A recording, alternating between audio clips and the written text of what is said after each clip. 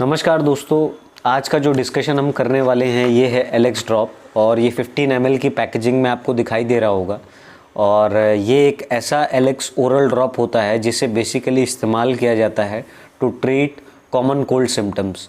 जो ज़ुकाम के जो लक्षण होते हैं उनको ठीक करने के लिए एलेक्स ड्रॉप को इस्तेमाल किया जाता है। इवन आप देखेंगे आमतौर पर जो छोटे बच्चे होते हैं उनके अंदर जो लक्षण हमको देखने मिलते हैं ज़ुकाम के वक्त, जैसे कि रनी नोज़ है, नाक बह रही होती है या ब्लॉक्ड नोज़ होती है, एक नाक बंद हो जाती है। इवन जो बार बार छींक आना होता है, स्नीजिंग की टेंडेंसी होती है तो उसमें दिया जाता है। इवन आप देखेंगे जो जकड़न महसूस होती है चेस्ट में, चेस्ट कॉन्जेशन जिसे बोला जाता है, तो उसमें भी इसको इस एलेक्स ओरल ड्रॉप को दिया जा सकता है। इवन बच्चों के अंदर जो वाटरी आइज़ हो जाती हैं, जब उनको ज़ुकाम हो जाता है तो कभी कभी आँखों से भी पानी आ जाता है, और इसे एडजंक्टली भी इस्तेमाल किया जाता है, मतलब सहायक के तौर पे। चाहे बच्चों को टॉन्सिलाइटिस हो जाता है तो भी पीडियाट्रिशियन के द्वारा ये दिया जाता है। इवन ऑटिस मीडिया, मतलब जो मिडल ईयर का इन्फेक्शन होता है उसमें भी बच्चों को ये दिया जा सकता है। और साइनोसाइटिस की जो प्रॉब्लम होती है, जो म्यूकोसा की लाइनिंग होती है, अगर उसके अंदर इन्फ्लामेशन देखने को मिलता है तो एलेक्स ड्रॉप को डॉक्टर के द्वारा दिया जाता है। But based upon the condition of the patient, doctor के द्वारा, पीडियाट्रिशियन के द्वारा ये प्रिस्क्राइब किया जाता है। तो बेसिकली आप खुद से ज़्यादा ना दें तो ज़्यादा बेहतर है। ओनली यूज़ करें आप इसे प्रिस्क्रिप्शन के बेस पे ही, तो ज़्यादा अच्छे रिजल्ट्स आपको मिलेंगे। और ये ग्लेनमार्क कंपनी के द्वारा बनाया गया है। अगर मैं इसके कॉम्बिनेशंस की बात करूं कि इसका जो इंग्रेडिएंट है वो क्या है, इसके अंदर फिनाइल एफेरिन होता है, इवन फिनाइल एफेरिन हाइड्रोक्लोराइड, और आप देखेंगे क्लोरफेनारामाइन होता है, जो कि मेलिएट ड्रॉप्स के नाम से ये देखने को मिलता है। जो फिनाइल एफेरिन हाइड्रोक्लोराइड होता है वो 2.5 mg की स्ट्रेंथ में होता है। क्लोरफेनारामाइन मेलिएट जो होता है वो 1 mg के स्ट्रेंथ में होता है।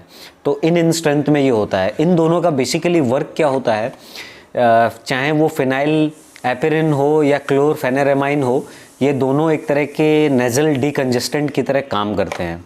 अब आपको समझना पड़ेगा नेज़ल डीकंजेस्टेंट आखिरकार क्या होते हैं।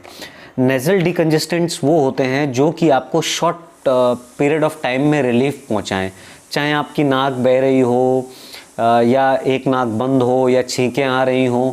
और एंटी हिस्टामिन की तरह भी ये वर्क करते हैं। जो एलर्जिक कंडीशंस प्रोड्यूस होती हैं बॉडी में, उसमें भी एक तरह से ये बहुत ही अच्छा रोल एलेक्स ड्रॉप करता है। और आपको ये भी ध्यान रखना है कि खुद से आप कभी भी ना लिए तो ज़्यादा बेहतर रहेगा।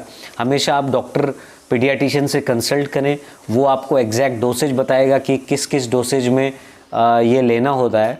बेसिकली ये डिपेंड करता है बच्चा की एज क्या है, तो उसको और उसका जो वेट होता है, बॉडी वेट होता है, उसके हिसाब से ये बच्चों को दिया जाता है एलेक्स ड्रॉप। और हमेशा आपको ये भी ध्यान रखना है कि लगातार बच्चों को सर्दी के मौसम में है, एक्सपोज़र कोल्ड के इतना ना रखें, बिकॉज़ ये सारी कंडीशंस काफ़ी ज़्यादा होती हैं। ठंडी चीज़ों का उन्हें परहेज़ कराएं, बिकॉज़ ठंडा पानी है या कुछ आपने ऐसा मान लीजिए आपने एप्पल ही टेस्ट करा दिया तो उससे भी कॉमन कोल्ड होने का खतरा बढ़ जाता है, बिकॉज़ ये ठंडी चीज़ें हैं। तो ठंडी चीज़ों का ख़ास परहेज़ करें।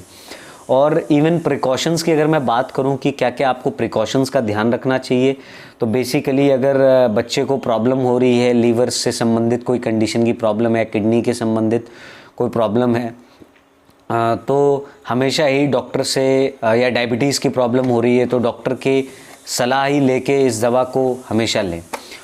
और इवन अगर आगे मैं चर्चा करूं कि क्या इसके अंदर साइड इफ़ेक्ट्स हो सकते हैं, तो साइड इफ़ेक्ट्स बेसिकली पेशेंट के अंदर वेरी कर सकते हैं। बट जो कॉमन साइड इफ़ेक्ट्स जनरली देखे जाते हैं, चाहे वो नौशिया हो, वॉमिटिंग, जी मिचलाना, उल्टी होना, या सर में दर्द रहना, हेडेक की कंडीशन हो जाती है, तो अगर ये कंडीशन देखने को मिलती हैं तो उस दवा को फर्दर स्टॉप कर देना चाहिए और डॉक्टर से एक बार दोबारा कंसल्ट करना चाहिए। तो ये एलेक्स ड्रॉप के बारे में जानकारी थी। और अगर आपको ऐसे ही और महत्वपूर्ण बच्चों की जो मेडिकेशंस हैं उनके बारे में, या उनकी जो कॉमन समस्याएं हैं उनके बारे में जानकारी चाहिए, तो आप कमेंट सेक्शन में ज़रूर बताएं। और किस टाइप के वीडियोस आपको और ज़्यादा इन्फॉर्मेटिव चाहिए वो भी हम बनाने का पूरा प्रयास करेंगे। Thank you so much. नमस्कार, कीप सपोर्टिंग।